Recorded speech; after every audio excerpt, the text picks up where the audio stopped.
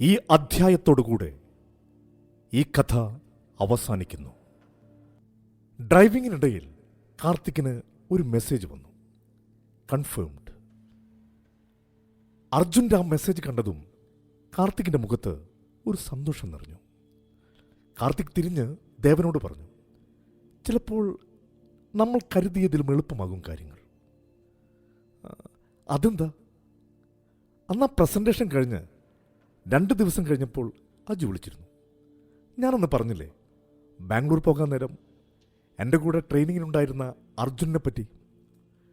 ഇപ്പോൾ ബാംഗ്ലൂർ സിറ്റി കമ്മീഷണറായ അർജുൻ മാധവ് റാവു. ഡിപ്പാർട്ട്മെൻറ്റിൻ്റെ സഹായം കിട്ടില്ല എന്നറിഞ്ഞ് ഞാനൊക്കെ ഫ്രസ്ട്രേറ്റഡായി ഇരിക്കുമ്പോഴാണ് അവൻ്റെ കോൾ.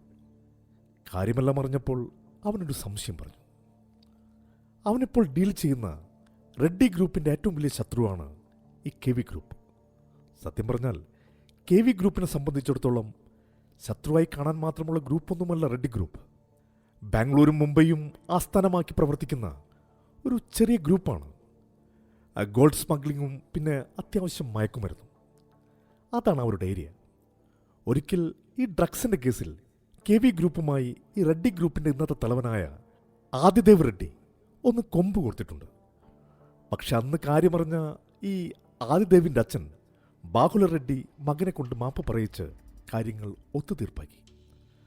ബാഹുല റെഡ്ഡി മരിച്ചതിന് ശേഷം ഇപ്പോൾ റെഡ്ഡി ഗ്രൂപ്പ് ഞാൻ പറഞ്ഞ ആദിദേവ് റെഡ്ഡിയുടെ കയ്യിലാണ്. അജുവിൻ്റെ സ്ഥിരം തലവേദനയാണ് ഈ റെഡ്ഡി ഗ്രൂപ്പ്. അവരും ഇപ്പോൾ മുംബൈയിലെത്തിയിട്ടുണ്ട്. ബാക്കി മനസ്സിലായ പോലെ ദേവൻ്റെ മുഖത്ത് ഒരു ചിരി വന്നു. അപ്പോൾ ഒരു വെടിക്ക് 2 പക്ഷി. അതെ, നമ്മൾ പ്ലാൻ ചെയ്തതിൽ ചെറിയൊരു വ്യത്യാസത്തോടെ നമുക്കിത് ഫിനിഷ് ചെയ്യാൻ സാധിക്കും. ദേവൻ്റെ മുഖത്തും അപ്പോൾ സന്തോഷമായിരുന്നു.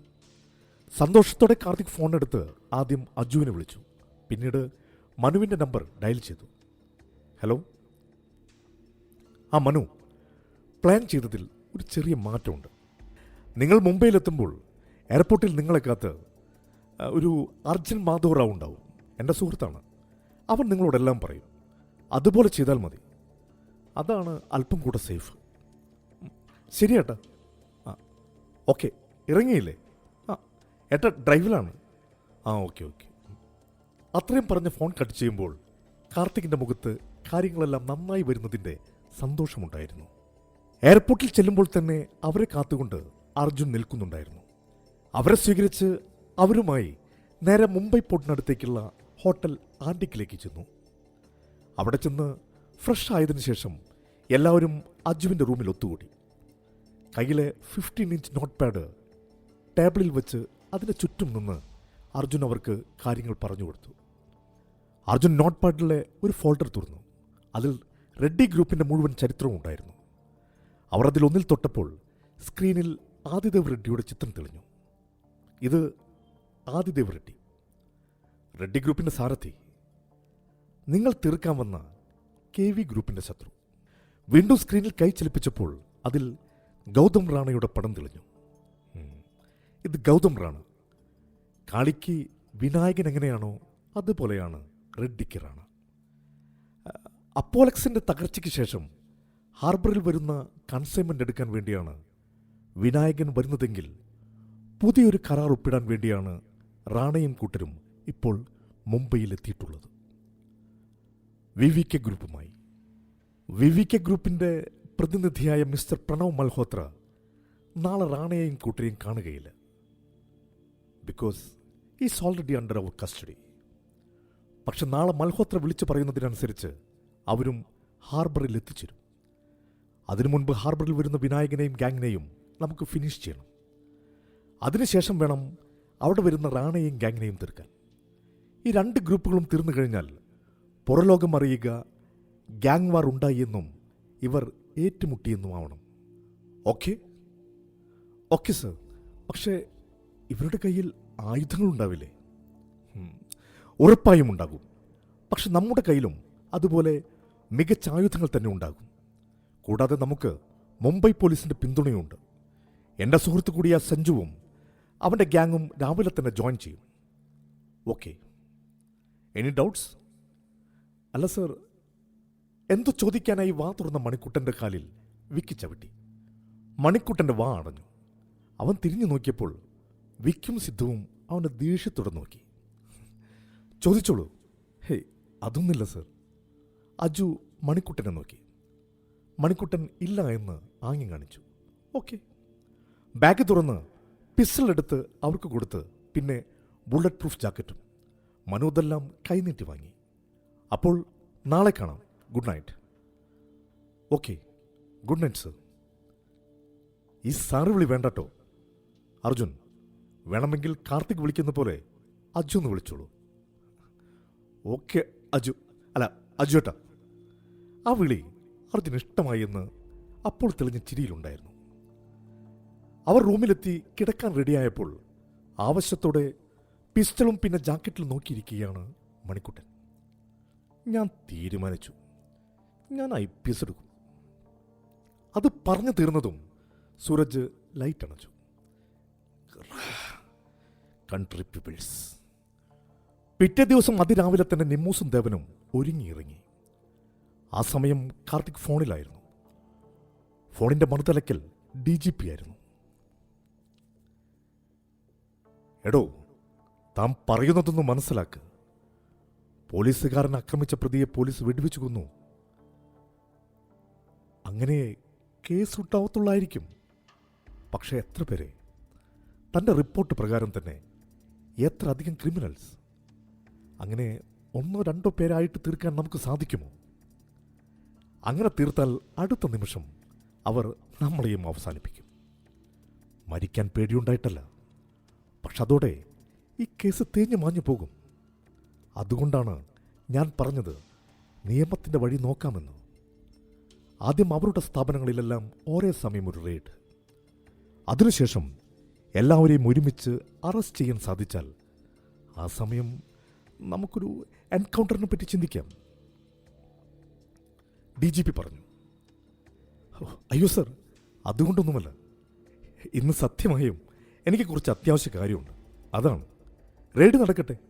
കിട്ടുന്ന ഡോക്യുമെന്റ്സ് ഞാൻ വന്ന് നോക്കിക്കോളാം. ശരി.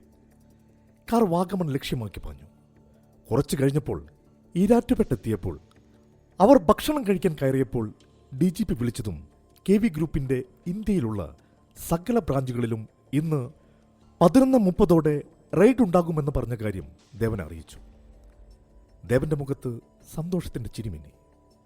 അപ്പോഴേക്കും നിമ്മൂസ് കൈ കഴുകി വന്നു. ഭക്ഷണം കഴിക്കാനിരുന്നപ്പോൾ നിമ്മൂസ് പറഞ്ഞു, നമ്മുടെ കാറിന്റെ ഡിക്കിയിൽ എന്തെങ്കിലും ഉണ്ടോ? ആ ചോദ്യം കാർത്തികിനെയും ദേവനെയും ഒരേപോലെ ഞെട്ടിച്ചു. ഇല്ല, എന്തേ? അതെന്തോ ശബ്ദങ്ങളൊക്കെ കേൾക്കുന്നു. അതാണോ? അതൊരു പട്ടിയാണ്, റോട്ട് വീലർ. ആളിത്തിരി അപകടകാരിയാണ്. നമ്മൾ പോകുന്ന സ്ഥലത്ത് കൊടുക്കാനുള്ളതാണ്. ഓ, അതിനെയാണല്ലേ ഇന്നലെ വീടിൻ്റെ പുറകിൽ കെട്ടിയിരുന്നത്? കാർത്തികും ദേവനും നിരുക്തയും വീണ്ടും കാറിൽ കയറി വാഗമണിലേക്ക് പാഞ്ഞു.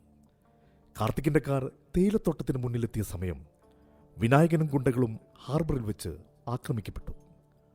പഞ്ചപാണ്ഡവരും അർജുനും കൂടാതെ മുംബൈ പോലീസിന്റെ എൻകൗണ്ടർ സ്പെഷ്യലിസ്റ്റുകളും ചേർന്ന് വിനായകനെയും ഗുണ്ടകളെയും നിലം തൊടാതെ വേട്ടയാടി. കഴിഞ്ഞ ജന്മത്തിൽ വിശ്രുതന്റെ പടയോട് ഭദ്രനും കൂട്ടാളികളും പൊരുതിയതിന് സമാനമായിരുന്നു അത്. പ്രതീക്ഷിക്കാതെയുള്ള ആക്രമണത്തിൽ വിനായകനും ഗ്യാങ്ങിനും അടിപതറി. വിനായകന്റെ ഗ്രൂപ്പിലുള്ള ഒരു ഗുണ്ടയിൽ നിന്നും സിദ്ധുവിന്റെ വലത്തെ കൈയുടെ താഴെ തുളച്ച് ഒരു വെടിയുണ്ട പാഞ്ഞുതൊഴിച്ചാൽ പാണ്ഡവർക്കും എൻകൗണ്ടർ ഗ്രൂപ്പിനും കാര്യമായ അപകടങ്ങൾ ഒന്നും തന്നെ ഉണ്ടായില്ല. പക്ഷെ വെടിയേറ്റ സിദ്ധുവിന്റെ പോക്കറ്റിൽ നിന്ന് തിരിച്ച ഫോൺ താഴെ വീണപ്പോൾ തെളിഞ്ഞ ഡിസ്പ്ലേയിൽ അവർ കസിൻസ് എല്ലാവരും കൂടെ നിൽക്കുന്ന ഫോട്ടോയായിരുന്നു ഇട്ടിരുന്നത്.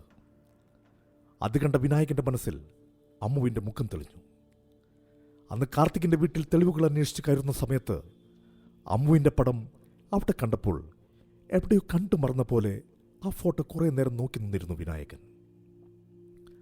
ആ ഫോട്ടോ കണ്ട നിമിഷം തന്നെ ഉള്ളിലുണ്ടായ എന്തെന്നറിയാത്ത ഭയത്തിൻ്റെ അലയടികളാവാം ആ മുഖം അവൻ്റെ ഓർമ്മയിൽ നിൽക്കാൻ കാരണം. അല്ലെങ്കിലും വിശ്രുതന് താരവൃന്ദയെ മറക്കാൻ സാധിക്കില്ലല്ലോ. ആ ഫോട്ടോ കണ്ട വിനായകന് ഇതിൻ്റെ എല്ലാം പിന്നിലുള്ള കാർത്തികിൻ്റെ കളി പിടികിട്ടി. അവൻ വേഗം കാളിയുടെ നമ്പർ ഡയൽ ചെയ്തു.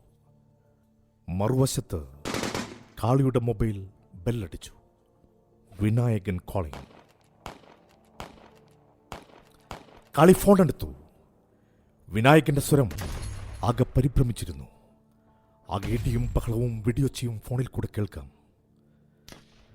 കാളി കാളി അന്ത പോലീസുകാരൻ നമ്പാതെ അവൻ അവൻ അത്രയും പറഞ്ഞതും മനുവിന്റെ ഊക്കിനുള്ള ഇടിയേറ്റ് വിനായകന്റെ കയ്യിലെ ഫോൺ തെറിച്ചുപോയി.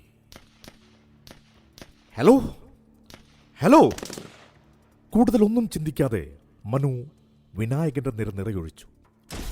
അന്നും ഇന്നും വിനായകന്റെ മരണം മനുവിന്റെ കൈകളിൽ വിധി ഏൽപ്പിച്ചിരുന്ന പോലെ. അന്ന് വിശ്രുതൻ ഭദ്രന്റെ വാളിനാൽ തീർന്ന പോലെ ഇന്ന് വിനായകൻ മനുവിന്റെ കയ്യിൽ നിന്നും മുതിർന്ന വെടിയുണ്ടയാൽ പ്രാണം പിടിഞ്ഞു. ദേഷ്യം തീർക്കാനെന്നവണ്ണം മനു പിന്നെയും വിനായകന്റെ ശരീരത്തിലേക്ക് നിറയൊഴിച്ചു. 1-2 വെടിയച്ചയോടൊപ്പം വിനായകന്റെ സ്വരമില്ലാതെയായി. ആ സമയം തെറിച്ചു വീണ ഫോണിൽ നിന്നും വിനായകന്റെ മരണമറിഞ്ഞ കാളിയുടെ ശബ്ദം ചിലമ്പിച്ചുപോയി. ആരോടെന്നില്ലാതെ കാളി അലറി. Die die Vinayaka, hello. കാളിയുടെ കണ്ണുകൾ രക്തവർണ്ണമായി.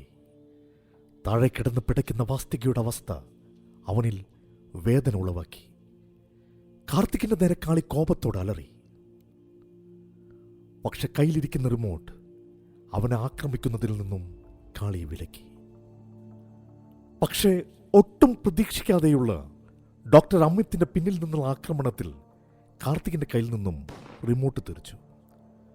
താഴേക്ക് വീണുപോയ കാർത്തികിന്റെ നേരെ അമിത് തോക്ക് ചൂണ്ടിയതും ദേവൻ മഹേഷിന് നേരെ പിടിച്ചിരിക്കുന്ന തോക്ക് തിരിച്ചു പിടിച്ച് ഡോക്ടർ അമിത്തിനെ ഷൂട്ട് ചെയ്തു. അമിത്തിന്റെ നെഞ്ചു തുളഞ്ഞ് വെടിയുണ്ട പാഞ്ഞു. ഡോക്ടർ അമിത്തിനെ കൊല്ലാൻ അല്ലെങ്കിലും ദേവനോളം യോഗ്യത വേറെ ആർക്കാണുള്ളത്? അവന്റെ അച്ഛൻ മരിക്കാൻ കാരണമായതിൽ അമിത്തിനുള്ള സ്ഥാനം ചെറുതല്ലോ. അത് കണ്ട് ബാക്കിയുള്ള ഡോക്ടേഴ്സ് പേടിയോടെ പരസ്പരം നോക്കി. പക്ഷെ ദേവൻ അമിത്തിനെ ഷൂട്ട് ചെയ്ത നിമിഷം വേറെ ഒരു കാര്യം കൂടെ നടന്നു. തോക്കിന്റെ മുനയിൽ നിന്നും മോചിതനായ മഹേഷ് ദേവൻ ആക്രമിച്ചു. താടിയലിന് നേരെ ഉണ്ടായ ശക്തമായ ഇടിയിൽ ദേവന്റെ കയ്യിൽ നിന്നും തോക്ക് തെറിച്ചു. ഒട്ടും സമയം പാഴാക്കാതെ റഫീഖ് താഴെ വീണുപോയ കാർത്തികിന് നേരെ തന്റെ പിസ്റ്റൾ ഉപയോഗിച്ച് നിറയൊഴിച്ചു. പക്ഷേ ചടുലമായ ഒഴിഞ്ഞുമാറ്റത്തോടെ കാർത്തിക് ഒഴിഞ്ഞു മാറിയെങ്കിലും റഫീഖ് അവന് നേരെ 2-3 വട്ടം നിറയൊഴിച്ചു. പക്ഷെ അതൊന്നും ദേഹത്ത് കൊള്ളാതെ കാർത്തിക് അതിവേഗം ഒഴിഞ്ഞു മാറി തൊട്ടടുത്ത് കിടന്ന കസേരയെടുത്ത് റഫീഖിനെ എറിഞ്ഞു. അതോടെ റഫീഖിന്റെ കയ്യിൽ തോക്കും തെറിച്ചു. കയ്യിലെ ആയുധങ്ങൾ തെറിച്ചുവെങ്കിലും ദേവൻ മഹേഷിനെയും റഫീഖ് കാർത്തികിനെയും കായികമായി നേരിട്ടു. ഇവർ രണ്ടും മതി എന്ന ധാരണയിൽ ഒരു ചെറിയ ചിരിയോടെ ഡെസ്കിൽ ചാരിയിരുന്നു കൊണ്ട് കാളി അവരുടെ പ്രകടനം നോക്കിക്കണ്ടു. ആ സമയം കാളിയുടെ മുഖത്ത് ഒരു പുച്ഛം നിറഞ്ഞിരുന്നു. നിരുക്ത ഇതെല്ലാം പേടിയോടെ നോക്കിക്കണ്ടു. ദേവന്റെ ഇടിയേറ്റ് മഹേഷ് താഴെ വീണ നിമിഷം ഒരു ആരവത്തോടെ പാഞ്ഞു വന്ന ഗുണ്ടകളെ മഹേഷ് കൈകൊണ്ട് വേണ്ട എന്ന് കാണിച്ച് തടഞ്ഞു നിർത്തി. വീണ്ടും അവർ ഏറ്റുമുട്ടി. കാർത്തികിന്റെ ഇടിയേറ്റ് താഴെ വീണ റഫീഖിന് ദേവന്റെ കയ്യിൽ നിന്നും തെറിച്ച് വീണ തോക്ക് കിട്ടി. ഒരു ചിരിയോടെ കാർത്തികിന് നേരെ നിറയൊഴിച്ചു. എങ്കിലും കാർത്തിക് ഒഴിഞ്ഞു മാറുകയും ആ ബുള്ളറ്റ് നേരെ ദേവനെ ആക്രമിക്കുന്ന മഹേഷിന്റെ നെഞ്ചു തുളഞ്ഞ് അകത്തേക്ക് കയറുകയും ചെയ്തു. മഹേഷ് വീഴുന്നത് കണ്ട് കാളി എഴുന്നേറ്റുപോയി. ആ ഒരു അബദ്ധം ഒട്ടും പ്രതീക്ഷിക്കാത്തത് കൊണ്ടാകും ഒരു നിമിഷം റഫീഖിന് എന്ത് ചെയ്യണമെന്നറിയാത്ത അവസ്ഥയുണ്ടായത്. ആ നിമിഷം മുതലാക്കി കാർത്തിക് റഫീഖിന്റെ കയ്യിലെ തോക്ക് അടിച്ചു തെറിപ്പിച്ചു. ദേഷ്യത്തോടെ കാളി ഇരു കൈകളിലും തോക്കെടുത്ത് ഇടത്തെ കയ്യിലെ തോക്ക് ചൂണ്ടി കാർത്തികിന് നേരെ നിറയൊഴിച്ചു. കാളിയുടെ തോക്കിൽ നിന്ന് മുതിർന്ന വെടിയുണ്ട കാർത്തികിന്റെ വലത്തെ നെഞ്ചിലൂടെ പാഞ്ഞു. നിർത്താതെ 3 പ്രാവശ്യം കാളി വെടിവെച്ചു. അതോടെ കാർത്തിക് വീണു. നിരുക്ത അത് കണ്ട് 2 കൈകൊണ്ടും വാപ്പൊത്തി സ്തംഭിച്ചു നിന്നു. അത് കണ്ട് മുന്നോട്ട് പാഞ്ഞ ദേവനെ വലത്തെ കയ്യിലെ തോക്ക് ചൂണ്ടി അനങ്ങാതെ നിർത്തിക്കൊണ്ട് കാളി അലറി. അവൻ മരിക്കില്ല, മരിക്കാൻ ഞാൻ സമ്മതിക്കില്ല. അങ്ങനെ സുഖമരണം തരാൻ മാത്രം കരുണയുള്ളവനല്ല ഈ കാളി. അവിടെ നിന്നിരുന്നൊരു ഡോക്ടറെ നോക്കി ഒരു മൂളിലൂടെ ആജ്ഞ കൊടുത്തതനുസരിച്ച് പേടിയോടെ അവർ വേഗം വന്ന് കാർത്തികിനെ എടുത്ത് ടേബിളിൽ കിടത്തി. കാളി അവിടെ നിന്ന് ഗുണ്ടകളോട് പറഞ്ഞു, ഇവന്റെ പെണ്ണ് അവൾ എത്രയും വേഗം ഇവിടെ എത്തിക്കണം. പോ. കാളിയുടെ ആജ്ഞ കിട്ടി അവിടെ ഉണ്ടായിരുന്ന ഗുണ്ടകൾ നേരെ ജീപ്പിലേക്ക് കയറി ആലത്തൂർ തറവാട് ലക്ഷ്യമാക്കി പാഞ്ഞു. ആ സമയം കാർത്തികിന് മയങ്ങാനുള്ള മരുന്ന് കുത്തിവെക്കാൻ പോയപ്പോൾ കാളി ആ ഡോക്ടറിന് നേരെ തിരിഞ്ഞലറി. വേണ്ട, അതിൻ്റെ ഒന്നും സഹായമില്ലാതെ പച്ചയ്ക്കെടുത്താൽ മതി. ഡോക്ടേഴ്സ് പരസ്പരം നോക്കി. പക്ഷെ കാളിയുടെ കണ്ണിലെ തീ കണ്ട് അവർ ഉൾഭയത്തോടെ കാർത്തികിനെ ഒന്നനങ്ങാൻ പോലും സമ്മതിക്കാത്ത വിധം ടേബിളിനോട് ചേർത്ത് ബന്ധിച്ചുകൊണ്ട് ഓപ്പറേഷൻ ചെയ്ത് ബുള്ളറ്റ് വെളിയിലെടുക്കുവാനും മരുന്ന് ചെയ്യാനും തുടങ്ങി. കാർത്തികിന്റെ അലർച്ച അവിടെ മുടങ്ങി. അതുകണ്ട് ദേഷ്യത്തോടെ മുന്നോട്ടാഞ്ഞ ദേവനെ കാളി ഒറ്റ ചവിട്ടിന് വീഴ്ത്തി. വീണ് കിടക്കുന്ന ദേവനെ കാളി കാലുകൊണ്ട് ആഞ്ഞു ചവിട്ടി. ദേവന്റെ വായിൽ നിന്നും കട്ടച്ചോര തെറിച്ചു. അത് കണ്ട നിരുക്തിയുടെ ചുണ്ടുകൾ വിറച്ചു, കണ്ണുകൾ കുറുകി, വിയർപ്പുകണങ്ങൾ ചാലിട്ടൊഴുകി. ആകാശത്തു നിന്നും വലിയ ഇടിമുഴക്കവും മിന്നലുമുണ്ടായി. ഭൂമിയിലേക്ക് ഇറങ്ങിയ ആ മിന്നലിൽ ഒരു കാട്ടുമരം നിന്ന് കത്തി. രുദ്രയിൽ നിന്നും ഒരു അലർച്ച പുറപ്പെട്ടു. ഭൈരവ! അത് കേട്ട കാളി ഞെട്ടി. ധ്യാനനിമഗ്നനായ രാജർഷിയുടെ മുഖത്ത് ഒരു പുഞ്ചിരി വിടർന്നു. രുദ്രയെക്കുറിച്ചുള്ള ഏറ്റവും വലിയ രഹസ്യം, അവളെ അടുത്തറിയാവുന്നവർക്ക് മാത്രം അറിയാവുന്ന രഹസ്യം. അവൾ മഹാശക്തിശാലിയായിരിക്കുന്നതിനോടൊപ്പം തന്നെ ഭൂമിയോളം സഹനശക്തിയുള്ളവളുമാണ്. അവളുടെ നേരെ വരുന്ന ആക്രമണങ്ങൾക്ക് അവളെ ഉണർത്താൻ സാധിക്കില്ല. ചവിട്ടി അരയ്ക്കപ്പെടുമ്പോഴും ഭൂമിയോളം സഹിക്കുന്നവൾ. അവളുടെ അസഹനശക്തിയിലായിരുന്നു കഴിഞ്ഞ ജന്മത്തിൽ വജ്രഭൈരവൻ അവൻ്റെ വിജയത്തിൻ്റെ ഗോപുരം പടുത്തുയർത്തിയത്. പക്ഷേ ഇപ്രാവശ്യം അവന് തെറ്റി. അവൾ ഉണരണമെങ്കിൽ അവൾക്ക് പ്രിയപ്പെട്ടവർ വീഴണം. അതിൽ തന്നെ അഗ്നിയോളം പ്രിയപ്പെട്ടവൻ അവൾക്കാരും തന്നെയില്ല. അതുപോലെ അവൾ ആക്രമിക്കപ്പെട്ടാലേ അഗ്നിക്ക് പൊള്ളൂ. എങ്കിലേ അവനിൽ നിന്നും എന്തിനേയും ദഹിപ്പിക്കുന്ന കാട്ടുതീ പുറപ്പെടുകയുള്ളൂ. ധ്യാനത്തിൽ നിന്നുണർന്ന രാജർഷി ബലഗോടിയോട് പറഞ്ഞു, സമയമായി, പുറപ്പെടാം. രാജർഷിയുടെ മുഖത്ത് പ്രസന്നത ബലഗോടിയിൽ പ്രതീക്ഷയുടെ പുതുകിരണങ്ങൾ തീർത്തു. രുദ്രയുടെ അലർച്ച കേട്ട് കാളി ഒരു നിമിഷം ഞെട്ടിയെങ്കിലും അടുത്ത നിമിഷം തന്നെ അതൊരു പുച്ഛമായി മാറി. അവളെ നോക്കിക്കൊണ്ട് കാളി ദേവൻ ആഞ്ഞു തൊഴിച്ച് തെറിപ്പിച്ചു. ക്രോധമെരിയുന്ന കണ്ണുകളോടെ രുദ്ര അഗ്നിയെന്ന് വിളിച്ചുകൊണ്ട് തൻ്റെ മുന്നിൽ ചില്ലിൻ്റെ കുപ്പിയിലിരുന്ന സൾഫൂറിക് ആസിഡിൻ്റെ കുപ്പി കാളിയുടെ തലയിലേക്ക് എറിഞ്ഞു. ചില്ലിൻ്റെ കുപ്പി കാളിയുടെ തലയിലടിച്ച് ചിന്നിച്ചിതറി. ആസിഡ് മാത്രമല്ല, കുപ്പിച്ചില്ലുകളും കാളിയിൽ തറഞ്ഞു കയറി. ആ സമയം മുന്നോട്ട് അവൾ അടിക്കാനായി പാഞ്ഞു വന്ന റഫീഖിനെ നിരുക്തടിച്ച് ലാബിൻ്റെ ടൈലിട്ട ടേബിളിൽ തലയടിച്ച് അവൻ്റെ തലപൊട്ടി ചോരയൊഴുകി. അവൻ്റെ ബോധം മറഞ്ഞു. അവളുടെ കൈക്കരുത്തിന് ആരോഗ്യമുള്ള ഒരു പുരുഷൻ്റെതിനേക്കാൾ ശക്തിയുണ്ടായിരുന്നു. പൊള്ളുന്ന മുഖവുമായി കാളി അലറിയപ്പോൾ രുദ്ര ദേഷ്യത്തോടെ അവിടെ നിന്നിരുന്ന ഡോക്ടേഴ്സിനെ നോക്കി. അവളുടെ ആജ്ഞ മനസ്സിലായ പോലെ അവർ പേടിയോടെ അവളെ നോക്കി തലയാട്ടി. ശേഷം കാർത്തികിന് മയങ്ങുവാനുള്ള ഇഞ്ചക്ഷൻ എടുത്ത് അവൻ്റെ സർജറി ചെയ്യാൻ ആരംഭിച്ചു. ഉറച്ച കാൽവെപ്പുകളുമായി അവൾ ദേവന്റെ അടുത്തെത്തി. അവൾ നീട്ടിയ കയ്യിൽ പിടിച്ചെഴുന്നേൽക്കുമ്പോൾ ദേവൻ അറിഞ്ഞു ആ കൈകളുടെ ഫലം. പക്ഷെ പകയുടെ മൂർത്തിഭാവമായ കാളി അത് കണ്ട് തൻ്റെ പൊള്ളൽ വകവയ്ക്കാതെ രുദ്രയുടെ നേർക്ക് പാഞ്ഞെടുത്തു. പുകയുന്ന മുഖത്തോടെ കാളി അവളുടെ കഴുത്തിൽ കുത്തിപ്പിടിച്ചു. അവളെ പുറകിലെ ലാബിൻ്റെ ടേബിളിലേക്ക് മലർത്തി. പക്ഷെ അപ്പോഴും അവളുടെ കണ്ണുകളിൽ കനൽ എരിയുകയായിരുന്നു. അരയിൽ കരുതിയിരിക്കുന്ന കത്തിയാൽ അവളെ കുത്താനായി ആഞ്ഞതും ആ കൈയിൽ ദേവൻ പിടിച്ചു. ദേവന്റെ കൈയുടെ ഫലത്താൽ കാളിയുടെ കയ്യിൽ നിന്നും കത്തി താഴെ വീണു. കാളിയുടെ ഒരു കണ്ണിന് മുകളിൽ ആസിഡ് വീണുവെങ്കിലും മറ്റേ കണ്ണിന് കുഴപ്പമില്ലായിരുന്നു. കാരണം ആസിഡ് ഒഴുകിയത് മൂക്കിലൂടെയും പിന്നെ ഇടത്തെ കണ്ണിൻ്റെ അരികിലുള്ള നെറ്റിയുടെ കീഴോട്ടായിരുന്നു. അതിനാൽ ഇടത്തെ കണ്ണിലൂടെ അവൻ ദേവനെ കണ്ടു. അപ്പോൾ ദേവനായിരുന്നില്ല, അഗ്നിമിത്രനായിരുന്നു. അവൻ്റെ കണ്ണുകളിൽ എരിയുന്ന പകയുടെ ജ്വാലയ്ക്ക് കാളിയെ ചുട്ടുചാമ്പലാക്കാൻ സാധിക്കുമായിരുന്നു. അത് കണ്ട കാളിയിൽ ഭയത്തിൻ്റെ വേലിയേറ്റം നടന്നു. അഗ്നിയുടെ ഊക്കിനുള്ള ഇടിയേറ്റ് കാളി താഴെ വീണു. രുദ്രാഗ്നിയോടൊപ്പം ചേർന്ന് നിന്നു. മഹാദേവനും പരാശക്തിയും ഒരുമിച്ച് ശത്രു നിഗ്രഹത്തിനായി കലിപ്പുണ്ടുവരുന്നതുപോലെ അവർ രണ്ടും കാളിയുടെ നേരെ ചുവടുകൾ വെച്ചു. പുകയുന്ന മുഖവുമായി കാളി പുറകോട്ട് നീങ്ങി. ആ നീങ്ങലിൽ കാളിയുടെ കയ്യിൽ നിലത്ത് കിടന്ന ഒരു തോക്ക് തടഞ്ഞു. കണ്ണിൽ മിന്നിയ പകയുമായി അതുമായി അവൻ എഴുന്നേറ്റു. ഉതിർന്ന വെടിയുണ്ടകളിൽ നിന്നും വിദഗ്ധമായി ഒഴിഞ്ഞുമാറിയ രുദ്രയും അഗ്നിയും ഒരുമിച്ച് ഒരേ സമയം കാലുയർത്തി കാളിയുടെ നെഞ്ചിൽ ചവിട്ടി. ആ ചവിട്ടുകൊണ്ട കാളിക്ക് കരിങ്കല്ല് നെഞ്ചത്ത് വീണ് ആഞ്ഞടിച്ച പോലെയാണ് തോന്നിയത്. കാളിയുടെ കയ്യിൽ നിന്നും തോക്കും വായിൽ നിന്ന് ചോരയും തെറിച്ചു. പിന്നീട് നടന്ന താണ്ഡവത്തിൽ കാളിയുടെ ശരീരത്തിൽ എല്ലുകളെല്ലാം നുറുങ്ങി ഒടിഞ്ഞു. ഒന്ന് നിവർന്ന് നിൽക്കാൻ പോലും ശേഷിയില്ലാതെ കാളിയെ ഒടിച്ചു മടക്കിയിട്ട ശേഷം അഗ്നിയും രുദ്രയും കാർത്തികിൻ്റെ അടുത്തേക്ക് നടന്നു. അവർ തങ്ങളുടെ നേരെയാണ് വരുന്നത് എന്ന് കണ്ട ഡോക്ടേഴ്സ് പേടിച്ചു വിറച്ചു. അവരിൽ ഒരാൾ കൈകൂപ്പിക്കൊണ്ട് പറഞ്ഞു, ഞങ്ങളെ ഒന്നും ചെയ്യരുത്. ഞങ്ങളെ ഭീഷണിപ്പെടുത്തി കൊണ്ടുവന്നതാണ്. ഞങ്ങളുടെ മക്കൾ അവരുടെ കസ്റ്റഡിയിലാണ്. ദേവൻ വന്ന് അവിടെ മിനറൽ വാട്ടർ കുപ്പിയിലിരുന്ന് വെള്ളം എടുത്തു കുടിച്ചു.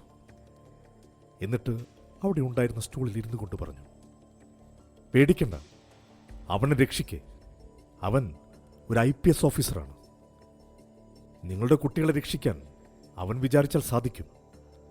ആ സമയം പക തീരാതെ നിരുക്ത ആ ലാബിലെ ഏതോ കെമിക്കലുകളെല്ലാം മിക്സ് ചെയ്തു. ദേവൻ ഫോൺ എടുത്ത് സുദർശൻ വില്യച്ചനെ ഡയൽ ചെയ്തു. ഹലോ. അപ്പുറത്ത് സുദർശൻ വില്യച്ചന്റെ സ്വരം കേട്ടു. കാര്യങ്ങളെല്ലാം ദേവനിൽ നിന്നറിഞ്ഞ സുദർശൻ വില്യച്ചൻ പറഞ്ഞു, ആണോ? അത് സാരമില്ല, അവരിങ്ങോട്ട് വന്നോട്ടെ, ഞാൻ നോക്കിക്കോളാം. നിങ്ങൾ വേഗം കാർത്തികിനെ ഹോസ്പിറ്റലിൽ എത്തിക്കാൻ നോക്ക്. ശരി. അത് പറഞ്ഞ് ദേവൻ ഫോൺ കട്ട് ചെയ്ത് നിരുക്തിയെ നോക്കി. അവളുടെ കണ്ണുകൾ തിളങ്ങി. ആ മരുന്നവൾ 2 സിറിഞ്ചുകളിൽ നിറച്ചു. അതുമായി അവൾ കാളിയുടെയും വാസ്തികയുടെയും അടുത്തേക്ക് നടന്നു. ദേവന് ചിരി വന്നു. അവൾ ആ ഇഞ്ചക്ഷൻ അവർക്കെടുത്തു. ഇരുവരുടെയും കണ്ണുകൾ ദ്രുതഗതിയിൽ ചലിച്ച് നിശ്ചലമായി. അവരിൽ നിന്നും ആർത്തനാദം മുഴങ്ങാൻ തുടങ്ങി. സഹിക്കാൻ സാധിക്കാത്ത വേദനയാൽ അവർ കിടന്നു പുളഞ്ഞു. ആ സമയം ബോധം വന്നെഴുന്നേറ്റ റഫീഖ് കാഴ്ച കണ്ട് തരിച്ചു നിന്നു. അത് കണ്ട ദേവൻ അവനെ വീണ്ടും മടിച്ചു വീഴ്ത്തി. എന്നിട്ട് നേരെ കാറിന്റെ നേരെ നടന്നു. കാറിന്റെ ഡിക്കി തുറന്ന് കയറെടുത്തുകൊണ്ടുവന്ന് റഫീഖിനെ ഒന്ന് അനങ്ങാൻ പോലും കഴിയാത്ത വിധം അവിടെ തൂണിനോട് ചേർത്ത് കെട്ടി. വായിൽ തുണിയും പ്ലാസ്റ്ററും തിരികെ. നിരുക്ത തിരികെ വന്ന് കാർത്തികിനെ നോക്കി. അവന്റെ തലയിൽ അവൾ വാത്സല്യത്തോടെ തഴുകി. ഓപ്പറേഷൻ കഴിഞ്ഞ് അതിലൊരു ഡോക്ടർ നിരുക്തയെ നോക്കി പറഞ്ഞു, ഇദ്ദേഹത്തിന് ഇനി ഹോസ്പിറ്റലിൽ എത്തിക്കുന്നതാവും നല്ലത്. പക്ഷേ കാളിയുടെയും വാസ്തികയുടെയും അലർച്ച കൊണ്ട് അവർക്ക് അദ്ദേഹം പറയുന്നതൊന്നും കേൾക്കാൻ സാധിക്കുമായിരുന്നില്ല. ഒരു മിനിറ്റ്, ദേവൻ പറഞ്ഞു. അവർ നേരെ പോയി കുറച്ച് തുണിയെടുത്ത് അവരുടെ വായിൽ തിരികെ വെച്ച് വലിയ പ്ലാസ്റ്റർ എടുത്ത് അവരുടെ വായിലൊട്ടിച്ചു. ഒന്ന് കരയാൻ പോലും സാധിക്കാത്ത വിധം അവർ അവിടെ കിടന്ന് നിരങ്ങി. പോകുമ്പോൾ നിരങ്ങുന്ന ശബ്ദം കേട്ട് ദേവൻ തിരിഞ്ഞു നിന്ന് പറഞ്ഞു, ഇനിയും ശബ്ദം ഉണ്ടാക്കിയ തുണി ഞാൻ ആസിഡിൽ മുക്കി കുത്തിക്കയറ്റും. പക്ഷെ ആ വാക്കുകൾക്ക് അവരിലൊരു മാറ്റവും ഉണ്ടാക്കാൻ സാധിച്ചില്ല. കാരണം അവർക്ക് സഹിക്കാൻ കഴിയുന്നതിലും വലിയ വേദനയായിരുന്നു അവർ അനുഭവിച്ചു കൊണ്ടിരിക്കുന്നത്. എവിടെട്ട്? ആ പറ ഡോക്ടറെ. അല്ല, ഇദ്ദേഹത്തിന് ഹോസ്പിറ്റലിൽ എത്തിക്കുന്നതാവും നല്ലത്. ശരി, അതിനിപ്പോ ഇതിൻ്റെ പുറകിൽ ഒരു ആംബുലൻസ് കിടപ്പുണ്ട്. ഓക്കെ. പുറകിൽ മൂടിയിട്ടിരിക്കുന്ന ആംബുലൻസിൻ്റെ അടുത്തേക്ക് ദേവൻ നടന്നു. അത്യാധുനിക സൗകര്യങ്ങളുള്ള ആംബുലൻസ് ആയിരുന്നു അത്. ദേവൻ അതുമായി വന്നപ്പോൾ കാർത്തികിനെ ബാക്കിയുള്ള ഡോക്ടേഴ്സ് മുഴുവനും കൂടെ എടുത്തു കയറ്റി. ഇവിടുന്ന് നേരെ മൂലമറ്റം വഴി വിട്ടാൽ എറണാകുളം എത്തും. ലേക്ക് ഷോർ ഹോസ്പിറ്റൽ അഡ്മിറ്റ് ചെയ്താൽ മതി. ഞാൻ വിളിച്ചു പറഞ്ഞോളാം. എൻ്റെ പേര് പറഞ്ഞാൽ മതി. ഞാൻ ഡോക്ടർ അനിരുദ്ധ് മഹാദേവൻ. ഇനി ഇവിടെ അധികം നേരം നിൽക്കണ്ട. ഡോക്ടറിൻ്റെ കാർ എടുത്തോളൂ. ബാക്കിയുള്ള ഡോക്ടേഴ്സിനെയും എവിടെയാണെന്ന് വെച്ചാൽ ഇറക്കിയത്. കാർ ഞാൻ ഹോസ്പിറ്റലിൽ നിന്ന് വാങ്ങിക്കോളാം. വിഷമിക്കണ്ട, നിങ്ങളുടെ മക്കൾ താമസിയാതെ വീട്ടിലെത്തും. അപ്പോൾ അവർ റഫീഖിനെ നോക്കി ദേവൻ പറഞ്ഞു, സ്വയം രക്ഷപ്പെടുകയും കൂട്ടത്തിൽ അവരെയും രക്ഷപ്പെടുത്താൻ സാധിക്കുമെങ്കിൽ ചെയ്താൽ അവൻ വരട്ടെ, നമുക്ക് അപ്പോൾ നോക്കാം. ദേവൻ വണ്ടി മുന്നോട്ടെടുത്തു. പുറകെ ഡോക്ടേഴ്സ് എല്ലാം കയറിയ ദേവന്റെ കാറും. ആ സമയം ഈ കാര്യങ്ങൾക്കെല്ലാം സാക്ഷിയായി കാളി വിലക്കെടുത്ത ആ തേയിലത്തോട്ടങ്ങൾ കണ്ണെത്താ ദൂരത്തോളം പരന്നു കിടന്നു. ഈ സമയം വിനായകനെയും ഗ്യാങ്ങിനെയും കീഴ്പ്പെടുത്തിയ പഞ്ചപാണ്ഡവരും അജുവിന്റെ നേതൃത്വത്തിലുള്ള സംഘവും റെഡ്ഡി ഗ്രൂപ്പിനെയും അടിച്ചു തകർത്തു. ആലത്തൂർ തറവാടിന്റെ മുറ്റത്ത് ആരെയും കാണാതെ ബൈനോക്കുലർ വെച്ച് പരിസരം വീക്ഷിച്ചതിന് ശേഷം ഗുണ്ടകളുടെ കാർ തറവാടിന്റെ മതിൽക്കെട്ടിന്റെ ഉള്ളിലേക്ക് പാഞ്ഞു. കാറിൽ നിന്നും ഇറങ്ങി വീടിന്റെ ഉള്ളിലേക്ക് പാഞ്ഞ അവർ നടുവിലത്തെ മുറിയിൽ മൊബൈലും നോക്കിക്കൊണ്ടിരിക്കുകയായിരുന്ന അമ്മുവിന്റെ നേരെ ഗുണ്ടാപ്പട പാഞ്ഞു വന്നു. അവളുടെ കയ്യിൽ പിടിച്ചു വലിച്ച് അവൾ എഴുന്നേൽപ്പിക്കാൻ ശ്രമിച്ചതും ആ വീടിന്റെ പല ഭാഗങ്ങളിൽ നിന്നും പോലീസുകാർ അവരെ വളഞ്ഞു. ഒരു ചെറിയ ചിരിയോടുകൂടി തന്റെ ശരീരത്തിൽ തൊട്ട് ഗുണ്ടാത്തലവന്റെ കവിളിൽ അമ്മു ആഞ്ഞടിച്ചു. അത് കണ്ട് ഒരു ചിരിയോടെ സുദർശൻ വില്ലേച്ചൻ അവരെ അറസ്റ്റ് ചെയ്ത് നീക്കി. രാത്രിയുടെ മറവിൽ 4 കാലടികൾ കാളിയുടെ വാഗമണിലെ ലാബിലേക്ക് നടന്നെടുത്തു. അത് രാജർഷിയും ബലകൂടിയുമായിരുന്നു. അകത്ത് മരണത്തിനും ജീവിതത്തിന്റെയും നൂൽപ്പാലത്തിലൂടെ സഞ്ചരിക്കുകയായിരുന്ന കാളിയുടെയും വാസ്തികയുടെയും അടുത്തു വന്ന് രാജർഷി നിന്നു. വജ്രഭൈരവ!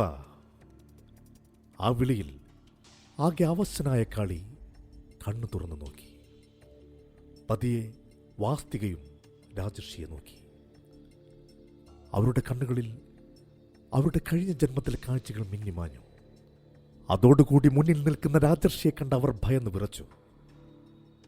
അത് കണ്ട രാജർഷിയുടെ ചുണ്ടുകളിൽ പുച്ഛം നിറഞ്ഞ ഒരു ചിരി വിടർന്നു. ബലകൂടിയെ നോക്കി രാജർഷി പറഞ്ഞു, തെക്ക് ദിക്കിലേക്ക് നടക്കുക. ആവശ്യമുള്ള സാധനങ്ങളെല്ലാം അവിടെ നിന്നും കിട്ടും. ബലകൂടി സന്തോഷത്തോടെ രാജർഷി പറഞ്ഞതനുസരിച്ചു. താമസിയാതെ അവിടെ പൂജയ്ക്കും കുരുതിക്കുമുള്ള എല്ലാ കാര്യങ്ങളും ഒരുങ്ങി. കാളിയെയും വാസ്തികയെയും ബലകൂടി ബന്ധന പലകയിൽ കിടത്തി. അപ്പോഴും അവർ വേദന കൊണ്ട് പുളയുന്നുണ്ടായിരുന്നു. കാളി അതിനിടയ്ക്കും പറയാൻ ശ്രമിച്ചു, അരുത്, അരുത്, ഞങ്ങളെ ഒന്നും ചെയ്യരുത്. ആപേക്ഷ കേട്ട രാജർഷിയുടെ ചുണ്ടുകളിൽ പുച്ഛത്തിന്റെ ചിരി വിടർന്നു. ദയവ് ചെയ്തൊന്നും ചെയ്യരുത്. ആപേക്ഷകൾ ചെവികൊള്ളാതെ തയ്യാറാക്കിയ മന്ത്രക്കളത്തിന് മുന്നിൽ ധ്യാനനിമഗ്നനായി രാജർഷിയിരുന്നു. കളം രക്തവർണമായി. അതിശക്തമായ കാറ്റിൽ കെട്ടിടത്തിന്റെ മുകളിലെ ഷീറ്റുകൾ പറന്നു. ആകാശത്തു നിന്നും വലിയ ഇടിമുഴക്കത്തോടെ ഒരു തീഗോളം പുറപ്പെട്ട് അഗ്നികുണ്ഡത്തെ ജ്വലിപ്പിച്ചു. മേൽക്കൂര പോലെ ആ മാന്ത്രിക കളത്തിന്റെ പുകയുടെ രൂപം ആ കെട്ടിടത്തിന്റെ മുകളിൽ തീജ്വാല പോലെ ജ്വലിച്ചു നിന്നു. നന്നേ ക്ഷീണിതനായിരുന്ന റഫീഖിനെ കുരുതിക്കളത്തിന് നടുവിൽ കിടത്തി രാജർഷി നരബലി നടത്തി. അതിനുശേഷം കാളിയുടെയും വാസ്തികയുടെയും ഉടലിൽ കുങ്കുമവും അതിൻ്റെ കൂടെ ബലിരക്തവും ഒരുമിച്ച് യോജിപ്പിച്ചൊഴിച്ചു. അതിനുശേഷം അതിശക്തമായ അഘോരമന്ത്രങ്ങൾ ഉരുക്കഴിച്ചതിനു ശേഷം വലത് കൈയിലെ ചെറുവിരലിലെ നഖമമർത്തി പെരുവിരൽ മുറിച്ച് ആ രക്തമെടുത്തവരുടെ നെറ്റിക്ക് കുറി വരച്ചു.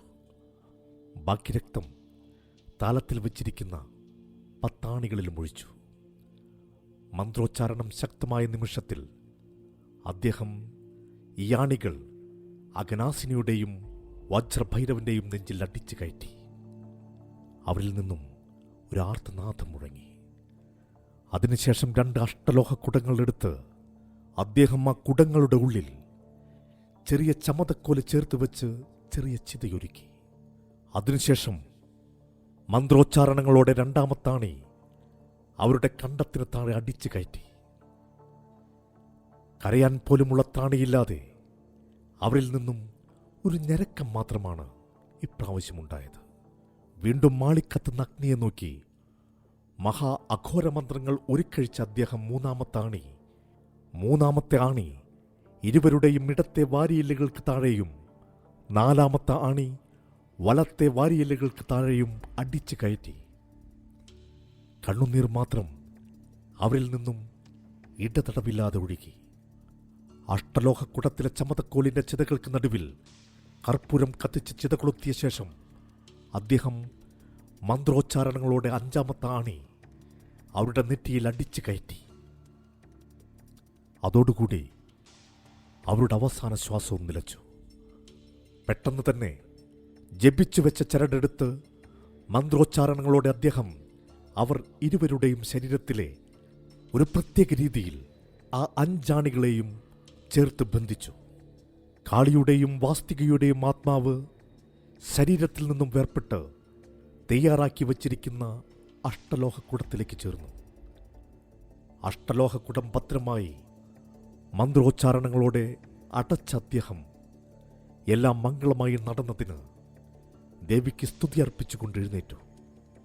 ശേഷം ഭദ്രമായി ആ രണ്ട് കുടങ്ങളും തൻ്റെ സഞ്ചിയിൽ എടുത്തു വെച്ച രാജർഷി ബലകോടിയോട് പറഞ്ഞു, പോകാം. ബലകോടി സന്തോഷത്തോടെ അത് സമ്മതിച്ചു.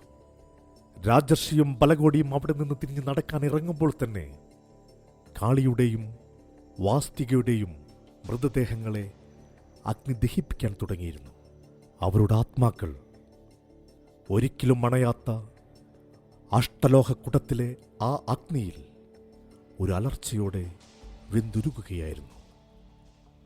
പക്ഷെ അലർച്ച പോലും ആരും കേൾക്കുമായിരുന്നില്ല. പുനർജന്മങ്ങളില്ലാതെ, മോക്ഷമില്ലാതെ അവർ ആ കുടത്തിൻ്റെ ഇരുട്ടിൽ എന്നേക്കുമായി തളയ്ക്കപ്പെട്ടു. രാജർഷിയും ബലകോടിയും പതിയെ നടന്ന് ആ ഇരുളിലേക്ക് മറയുമ്പോൾ ഭൂമികുലുക്കം ഉണ്ടാവുകയായിരുന്നു. വലിയ മുഴക്കത്തോടെ ആ കെട്ടിടം അങ്ങനെയൊന്നും അവിടെ ഉണ്ടായിരുന്നു എന്ന് പോലും അറിയാൻ കഴിയാത്ത വിധം ഭൂമിയുടെ ഉള്ളിലേക്ക് ആവാഹിക്കപ്പെടുകയായിരുന്നു. 2 ദിവസത്തിന് ശേഷം കാർത്തിക് കണ്ണു തുറക്കുമ്പോൾ അവന് എവിടെയാണെന്നോ എന്താണെന്നോ ഒന്നും മനസ്സിലാവുന്നുണ്ടായിരുന്നില്ല. ചുറ്റും കണ്ണുമിഴിച്ചു നോക്കി അവന് അതൊരു ഹോസ്പിറ്റലാണെന്ന് മനസ്സിലായി. അവൻ്റെ തൊട്ടരികിൽ ബെഡിലേക്ക് തലവെച്ച് അമ്മ ഇരിക്കുന്നുണ്ടായിരുന്നു. ക്ഷീണം കാരണമാവും അവൾ മയങ്ങിപ്പോയിരുന്നു. കാർത്തിക് വാത്സല്യത്തോടെ അവളുടെ തലയിൽ തലോടി. പെട്ടെന്ന് ടേബിളിൻ്റെ പുറത്തിരുന്ന കാർത്തികിൻ്റെ ഫോണിൽ ഒരു മെസ്സേജ് വന്നു. കാർത്തിക് കൈ എത്തിച്ച് അതെടുത്തു. അത് ക്യാപ്റ്റൻ ജാവേദിൻ്റെ മെസ്സേജായിരുന്നു. Done, thank you. അത്രമാത്രമാണ് അതിലുണ്ടായിരുന്നത്. കാർത്തികിൻ്റെ മുഖത്ത് ഒരു ചിരി വിടർന്നു. പതിയെ ടാബ്ലറ്റിൻ്റെ പുറത്തിരുന്ന റിമോട്ട് എടുക്കുവാൻ വേണ്ടി ആഞ്ഞു. അപ്പോഴേക്കും കാർത്തികിൻ്റെ കൈ ടേബിളിൽ തട്ടിയ ശബ്ദം കേട്ട് അമ്മ ഉണർന്നു. എന്തു പറ്റി? കാർത്തിക് ഒരു ചിരിയോടുകൂടി പറഞ്ഞു, ആ ടി വിയിൽ ന്യൂസ് ഒന്ന് വയ്ക്കാമോ? അമ്മ ടി വി ഓൺ ചെയ്തു. ന്യൂസ് ചാനലിൽ വാർത്തകൾ വായിക്കുവാൻ തുടങ്ങി. റോയും ഇന്ത്യൻ എയർഫോഴ്സും സംയുക്തമായി നടത്തിയ ആക്രമണത്തിൽ പാകിസ്ഥാൻ തീവ്രവാദ ക്യാമ്പുകൾ തകർക്കപ്പെട്ടു. ചൈനയുടെയും പാകിസ്ഥാന്റെയും സംയുക്തമായ നീക്കമായിരുന്നു ഇതെന്നും തകർക്കപ്പെട്ട ക്യാമ്പിൽ ഇരു രാജ്യങ്ങളിലെയും തീവ്രവാദ സംഘടനകളുടെ പ്രബലരായ ആളുകൾ ഉണ്ടായിരുന്നതായും പ്രധാനമന്ത്രി വാർത്താ സമ്മേളനത്തിൽ അറിയിച്ചു. ഒന്ന് എഴുന്നേറ്റ് നടക്കാറായിട്ട് പോരെ കേസന്വേഷണം? അമ്മ പറഞ്ഞു. മതിയോ? മതി. കാർത്തിക് ഒരു കൈകൊണ്ട് അവളെ വലിച്ച് അവനോട് ചേർത്തു. എന്നിട്ട് പറഞ്ഞു, ഇനിയും ഞാൻ കാത്തിരിക്കണോ താരവൃന്ദേ? അത് കേട്ട അമ്മുവിൻ്റെ മുഖം വലിഞ്ഞു മുറുകി. ആഹാ, അങ്ങനെ ഓരോന്നായി വെളിയിൽ വരുവാണല്ലേ? മര്യാദയ്ക്ക് പറഞ്ഞു. ആരാവൾ? ഏതവൾ? ഇപ്പോൾ വിളിച്ചില്ലേ ഒരുത്തിയെ? മര്യാദയ്ക്ക് പറഞ്ഞു ആരാണെന്ന്. അപ്പോ ആ കഥ അഗ്നിമിത്രൻ, ഛേ, ദേവൻ നിന്നോട് പറഞ്ഞില്ലേ? കൂടുതൽ കഥയുണ്ടാക്കല്ലേ, ഞാനൊന്നു കൂടെ ആലോചിക്കട്ടെ ഈ കല്യാണം വേണമെന്ന്. അത് പറഞ്ഞ് ചാടിത്തുള്ളിപ്പോകാൻ പോയ അമ്മുവിനെ കാർത്തിക് തിരിച്ചു വിളിച്ചു. താരേ, അല്ല അമ്മു. അത് കേട്ട അമ്മു തിരിച്ചു വന്ന് കാർത്തികിന്റെ തലയിൽ അവിടെ ടേബിളിലിരുന്ന ഓറഞ്ച് കമത്തിയിട്ട് പോയി. കാർത്തിക് എന്ത് ചെയ്യണമെന്നറിയാതെ പകച്ചു നിന്നു. 26 വർഷങ്ങൾക്ക് ശേഷം ഇന്ന് അഗ്നിരുദ്ര ഡൽഹിയിലേക്ക് പോവുകയാണ്. ഡോക്ടർ രാകേഷ് ത്രിപാഠിയുടെ റിസർച്ച് ടീമിന്റെ അസിസ്റ്റന്റായിട്ട്. അഗ്നിരുദ്ര ദേവന്റെയും നിരുക്തയുടെയും മകൾ. രാജർഷിയാണ് അവൾക്ക് ആ പേരിട്ടത്. അമ്മയെപ്പോലെ തന്നെ മെഡിസിനാണ് മകളും പഠിച്ചത്. അന്ന് നിരുക്ത പോകുമ്പോൾ നന്ദയാണ് സങ്കടപ്പെട്ടതെങ്കിൽ ഇന്ന് സങ്കടപ്പെടുന്നത് നിരുക്തയാണ്. അവളുടെ മനസ്സിൽ എന്തൊരു പേടി നിറഞ്ഞു. പക്ഷെ ദേവൻ അവളെ ആശ്വസിപ്പിച്ചു. സാരമില്ലടോ, അവൾ പോയിട്ട് വരട്ടെ, എല്ലാം കഴിഞ്ഞതല്ലേ, അവൾ സേഫായിരിക്കും, താൻ പേടിക്കാതെ. മനസ്സില്ലാ മനസ്സോടെയാണെങ്കിലും നിരുക്ത സമ്മതിച്ചു. പക്ഷെ അന്ന് നിരുക്ത പോയ പോലെയല്ല. ഇന്ന് 2 ബസ് നിറയെ ആളുകൾ എത്തിയിട്ടുണ്ട് അഗ്നിയെ യാത്രയാക്കാൻ. ആലത്തൂർ തറവാട് മൊത്തമുണ്ട്. മനുവേട്ടനും ഭാര്യ ശിവന്യയും അവരുടെ മക്കളും, പിന്നെ മണിക്കുട്ടനും ഭാര്യ പാത്തുവും അവരുടെ മക്കളും, അങ്ങനെ എല്ലാവരും കുടുംബം ഒന്നടങ്കമുണ്ട്. എല്ലാവരും വളരെ സന്തോഷത്തോടെ അവളെ ബാംഗ്ലൂർ എയർപോർട്ടിൽ കൊണ്ടുപോയി ആക്കി. നിരുക്തിക്ക് മാത്രം എന്തോ അപകട ഭീതി മനസ്സിൽ നിറഞ്ഞു നിന്നു. അതെ, ആർക്കും അറിയാത്ത രഹസ്യം. അവൾ പോകുന്നത് ആ രഹസ്യത്തിന്റെ പേരന്വേഷിക്കാനാണ്. ആ റിസർച്ച് വിങ് രാഹുൽ ത്രിപാഠിയുടെ മകൻ രാകേഷ് ത്രിപാഠിയുടേതാണ്. അവൻ ചെയ്യുന്നത് തൻ്റെ അച്ഛന് പൂർത്തിയാക്കാൻ സാധിക്കാത്ത ആ റിസർച്ചിന്റെ ബാക്കിയാണ്. അവിടെ അവളെ കാത്ത് ആ റിസർച്ച് റൂമിൽ അയാളുണ്ട്. മരണമില്ലാത്ത രാക്ഷസൻ അയ്യങ്കാർ. ബാംഗ്ലൂർ എയർപോർട്ടിൽ ചെക്ക് ഇൻ ചെയ്ത് കയറിയപ്പോൾ പെട്ടെന്ന് എവിടെ നിന്നോ ഒരു കാറ്റ് അവൾക്ക് ചുറ്റും വീശിയടിച്ചു. അതിൽ അവളുടെ ക്ലച്ചസ് പൊട്ടി താഴെ വീണു. ഏതോ അദൃശ്യ ശക്തിയുടെ സാന്നിധ്യം അറിഞ്ഞ പോലെ അവൾ തിരിഞ്ഞു നോക്കി. ഈ കഥ ഇവിടെ അവസാനിക്കുന്നു.